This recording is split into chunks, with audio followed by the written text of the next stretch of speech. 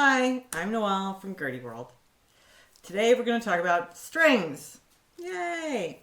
First we're going to talk about what brands of strings to buy, because we get a lot of questions about that. Then which strings to buy for an individual tuning, so if you've got DG or GC. And then finally where to buy those strings. Especially in America, it's very difficult to find some of the string suppliers, like they don't even sell them here, so you got to buy them overseas. We also have information on how to identify which string you have on your instrument already.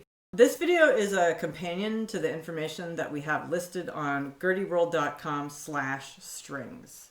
If you find the video helpful, please like and subscribe to support our channel. We'd also love to hear from you in the comments below. Okay, so the easiest way to find out which strings to use is to ask your luthier. So you buy a Gurdy from your luthier. The luthier is going to have strings that they put on the instrument that they feel sound the best. And that is the answer to which strings you use for your Gurdy. Now, that only answers it in that if you like those strings that they have put on there. There's some Gurdys where you may not like the choices of strings that the luthier has put on, so you want other options.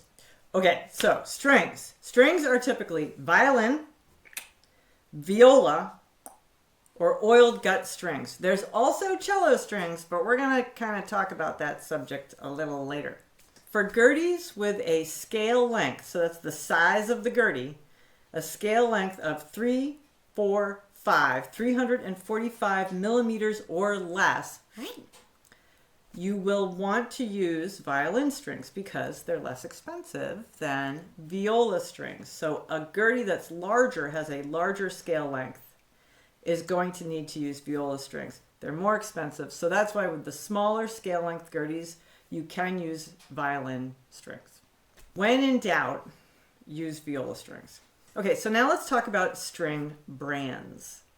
So a great brand name is Thomastik, and for the violin or viola strings from that brand, Thomastik Dominant is going to give you a warmer, more mellower tone if that's what you're looking for.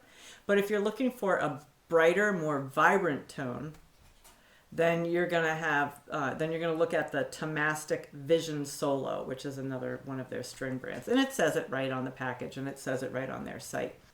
There are other good brands of strings. For instance, Pirastro Tonica, the Pirastro Evaporazzi, the Pirastro Evaporazzi Gold. That's a different type. It's definitely marked gold, and it costs more, so you'll know. And then from Thomastik again, there's just the Vision, so not the Vision Solo, and the Spiracore. So I just want to be clear, there's plenty of other strings that many people in the community recommend, and their advice may very well be wonderful and great, and I would listen to that advice. These are just the quick and dirty strings that we recommend, that we know are good, that are the ones that are usually recommended by the majority of the people in the community, and they work well and are easy to find. All right, so let's say you stopped the video, you went and you looked at those strings, and you were like, you had a small heart attack because you were like, my God, it's $50 for a string?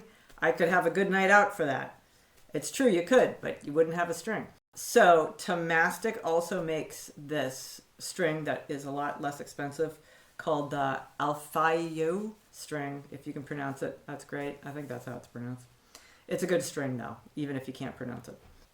Generally speaking, you want to get the full length scale of the string. The next thing to think about is the tension. So you want to make sure that it says medium tension. That's the recommended type for Gurdys. Okay, so for gut strings, and we're going to talk about where to get them later in the video because they're like a unicorn in America at least. For gut strings, we definitely recommend the Savarez BRH oiled gut strings. They're great. Now it's important to note that they are usually followed by a number. So on the packet, you'll see BRH 97, and that means 0.97 millimeters. BRH 109, and that would be 1.09 millimeters. There are other brands of gut strings that are great too, like Core and Kushner. We just like Savarez a lot. Okay, so now we're going to talk about melody strings, or chanterelles. All right, so the melody strings are most commonly tuned to G, D, or C. D tuning is great for French trad music. G is standard. And that makes your keyboard easiest to read, especially if you come from a piano background, because it'll look the same way with sharps and flats on the top row, and on the bottom row, technically your white keys, your natural keys. C is a more modern tuning, and it's good if you have like a third or fourth melody string. You can mix and match strings to get multiple tunings or tune them to octaves. So like G3, G4, D3, D4. On tenors, you know, it'll be like C4, C3, and then like G3. So again, you'll probably have a mix of strings depending on what instrument you have. If you don't know the words that are coming out of my mouth when I'm talking about G3, C3, C4, D4, D5, and you think it's one of the robots from the latest Star Wars movie, you'll want to see the video we have on scientific pitch notation, and we'll link that in the comments, and that way you'll know what the scoop is with that. Okay, so now the specifics. You have a G melody string. It's a G4, so it's supposed to be tuned to scientific pitch notation G4. You will need a violin or viola A. Got it? That's what you're going to get if it's a metal type of string. If you're going to get a gut string, then it's a Savarez BRH 94 to 99, but we recommend a BRH 97. Okay, if it's a G3, which is a little lower, that would be an octave lower than a G4, then you're going to want to go for a violin or viola G. Again, I'm saying violin or viola because it depends on your scale length. Remember, violins are eenier than viola, so the strings are going to be a wee bit shorter. Now let's talk about D melody. If you have a D melody string, your D5, okay, that's the high, super high, squeaky French trad stuff. You're going to get a, and we didn't talk about this one earlier, but a Yonex, which is like basically badminton string, BG 6/5 badminton string. Okay, that's like a really good cheap string to get. D4, you're going to want to get a violin or viola D. So that's easy. And if you want to get an oiled gut string, it would be a Savarez BRH 97 to 104, depending again on what thickness you want, but we recommend a BRH 99. Last but not least is a D3, generally not so common, but it's on some Gurdys. You would want to get a viola C. Finally, your C melody string. So let's talk about C melody string. For a C4, you're going to have the violin or viola D. If you want to get an oiled gut string, then it's the Savarez BRH 99 to 106. Depending on thickness, we recommend a BRH 99. And for a C3, easy peasy, it's a viola C. So why are we saying metal and gut, and then a choice between them? It's your ear. You know, it's the sound that you want. Okay, now we're going to look at trompette strings. Okay, so trompette strings are usually tuned to C or G, with the ability to capo them to D or A. For C4 and D4 trompette strings, we recommend the Savarez BRH 84 to 110 is the most common. We recommend BRH 99. For G3 and A3 trompette strings, because that does exist, we recommend the Savarez BRH 105 to 125. That's the most common. In between that, we recommend the BRH 109. Okay, so finally, we're going to look at drone strings. You're either going to have a G2 drone, a C3 drone, an A2 drone, or a D3 drone. And there's some instruments that have C2, etc., blah, blah, blah. But we're just talking about the standard strings here.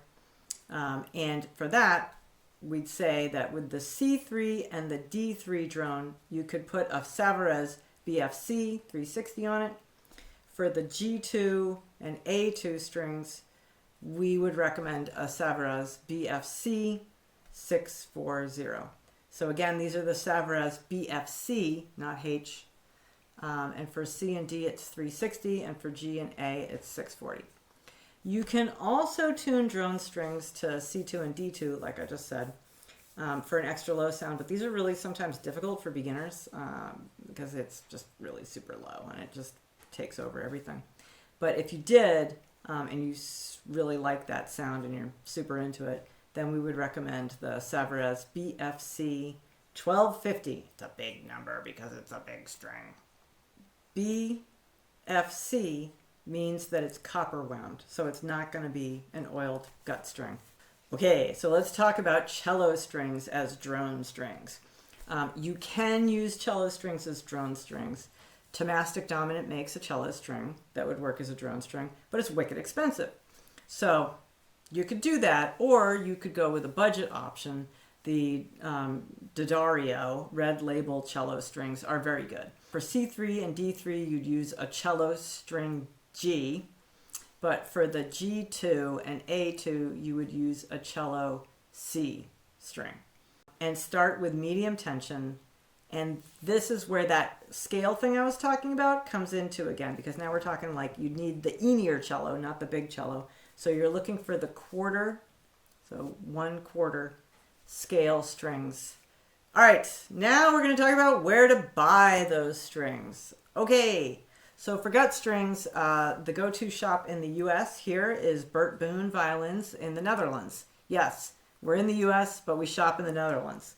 So it's important because that shop, it has really quick shipping to the US. Shipping and taxes are usually less than $5. So you're going to end up saving a lot of money on these strings that are, already going to cost you a bit.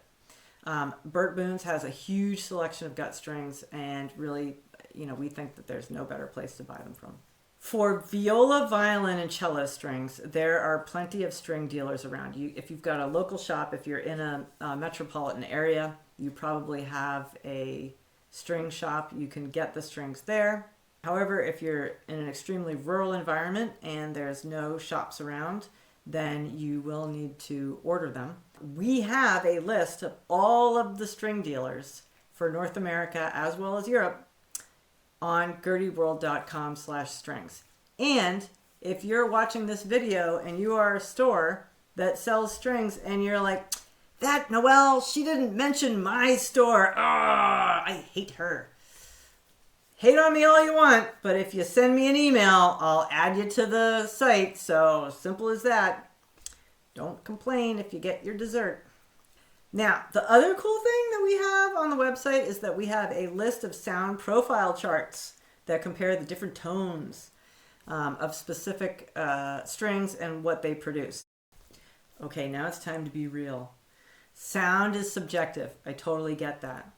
But that's the reason why we recommend bog standard strings, because you might not know the sound that you're going for. When you're looking at the sound profile charts, when you're listening to different hurdy-gurdy players online and you're like, I want that sound, your Gurdy might not be able to make that sound. You might even not know how to produce that sound yet. So it's good to have something that you can go from that's a standard sound, and then you can figure out if you want it to be warmer, if you want it to be brighter, if you want it to be mellower, if you want it to be louder, softer. All of these things are subjective. It's your Gurdy, it's your ears. Okay, finally, if I haven't nattered on long enough, if you want to know what string is already on your instrument, our article on this has several string identification charts. Gut strings are much harder to figure out, though, because they don't have markings on either end. They're just gut. So it may require measuring with a micrometer or a caliper, a precision caliper, right? So that you can measure the millimeter thickness, and then you'll know. You measure the millimeter thickness, you're like, oh, it's 0.97 millimeters. There you go. There's the answer. Get a BRH 97. Bam, you're done. Okay, so thanks for watching this video. Don't forget to like and subscribe. I don't have Obi here tonight because he's outside. It has just freshly snowed, so he has to be outside barking his head off right now because that's what he does in the snow. But he would tell you that more importantly, if you leave comments, feedback, questions in the comment section below, that helps us out because then we can figure out what other videos to make to support all of you, to help you further your knowledge and love of the hurdy-gurdy, because that's what I am here for. Thank you very much.